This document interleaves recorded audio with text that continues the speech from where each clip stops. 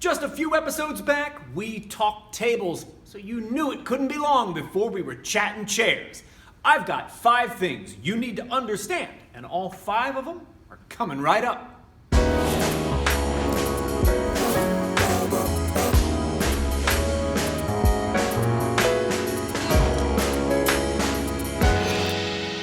I'm Mike Quackenbush, and this is Till We Make It. Throughout my decades-long career, I've been really fortunate. I've worked in front of the cameras as a professional wrestler, referee, ring announcer, and commentator. And I've worked behind the scenes too, as a promoter, booker, agent, coach, and consultant. If you are passionate about the craft of professional wrestling, and you're never done learning all about it, you're in the exact right place. And if you'd like to take your support of Till We Make It to the next level, consider joining my community over on Patreon. I just published a video over there yesterday, exclusively for my patrons, about building rapport with superstars, and I share a tale from my weekend on the road with the late, great Eddie Guerrero. As I mentioned at the top of today's video, there are 5 things I think you must understand about pro wrestling chair shots. And while this first one might strike you as obvious, like it strikes me as obvious, it warrants a mention nevertheless. There are 2 sides to every chair. There is the friendly side and the unfriendly side. And you'll know which one is the unfriendly side because that's where the ridge of the seat is. You never want to hit someone or be hit with the unfriendly side of the chair because this thin ridge of the seat can crack someone open and do serious damage. Take it from a guy who got cracked with one on the top of his head once and then bled buckets. Point number 2 about pro wrestling chair shots needs to be prefaced with this key piece of information. If you are getting hit with a metal chair, it's going to hurt.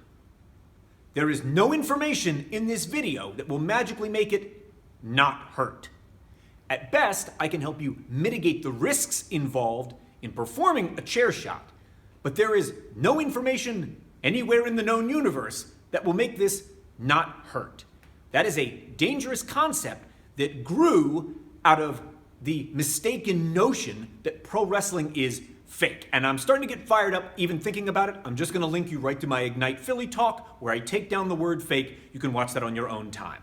Point number 2 is this.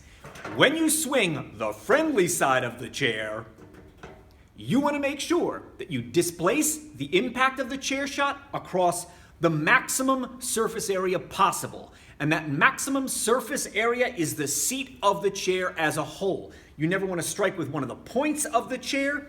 You want the most surface area possible of the chair and on the person that you're striking. And in virtually every case, that's going to be across the complete breadth of their back. If you swung a chair with any amount of force and it was not at a big broad surface area, like someone's back.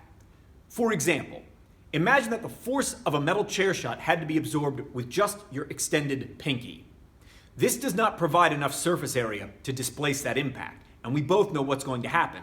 All the tiny bones here in your pinky and probably up into your hand are going to be shattered by that force.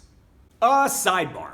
I remember in the build to Royal Rumble 1993, an angle was run on the weekend syndicated shows that featured Razor Ramon hitting the Rocket Owen Hart with a folding chair.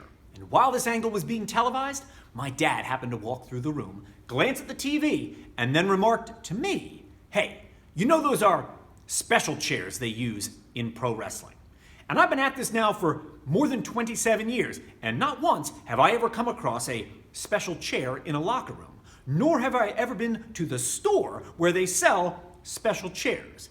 No one has ever explained to me how one might make a special chair. And most relevant to this discussion, I have never been hit with a special chair. The idea that the chairs used in wrestling are somehow gimmicked or otherwise rigged is just bogus. Sidebar to the sidebar. Can you tell that my hair is now so long that I no longer know what to do with it? I feel a certain kind of way about that. I just wanted to say it out loud. Thank you for listening. Thank you for being my friend. Tip number 3 of pro wrestling chair shots is this. Before you swing, make sure the chair is completely closed, because you will most likely be holding it by its legs as you swing. And if it is even slightly ajar, on impact, it's going to close hard and fast, and your fingertips could get pinched. I had 4 chunks taken out of these 2 fingers and these 2 fingers way back in the day in Altoona, PA, from making that exact mistake. And I don't want you to have mysterious little diamonds of flesh missing from your fingertips because you didn't know to check the chair and make sure it's closed. This next tip is all too often overlooked, so pay close attention. Tip number 4, before you wind up, whether you're winding up behind your own head or off to the side, you're going to glance back and make sure there's nobody back there, like a camera operator or a referee. Because if you wind up with any amount of force and they don't realize it's coming, you're gonna take them out. You're gonna break a camera, you're gonna bloody somebody, you're gonna knock a ref out cold. Always take a glance first before you wind up. My 5th and final tip about pro wrestling chair shots regards shots to the head. Now, I'm of the opinion that we never need to hit each other in the head with a chair during the performance of a pro wrestling match, especially when you consider the way our understanding of concussions has expanded and evolved over the last 15 years. But if your performance is going to contain a chair shot to the head, I want you to repeat the phrase, "Put your hands up to protect yourself," every time you talk about the segment. If you're running through it backstage with an agent or producer and they say, "You're going to hit the ring," your partner throws you the chair, boom, that's the chair shot, you're going to add to that, "Put your hands up to protect yourself." So when you call that back or you rehearse it in the ring, the actual flow always includes, "Put your hands up to protect yourself," like this. I slide in the ring, my partner throws me the chair, you put your hands up to protect yourself, boom, there's the chair shot. You're going to repeat the phrase, "Put your hands up to protect yourself," so many times, there is no chance of it being forgotten while you are live in the ring. Because once you commit to that swing, there is very little you'll be able to do to protect the other person if they forget to protect themselves. We don't talk foreign objects very often on this channel, but we did make a video about tables. And if you missed it, you can see it by clicking on the video that's appearing here. Or if you've already watched that, I have a related video that is about acclimation and pain threshold, and that is appearing down here. And if you've seen them both, don't worry, because I'm publishing new content every single Wednesday and Friday.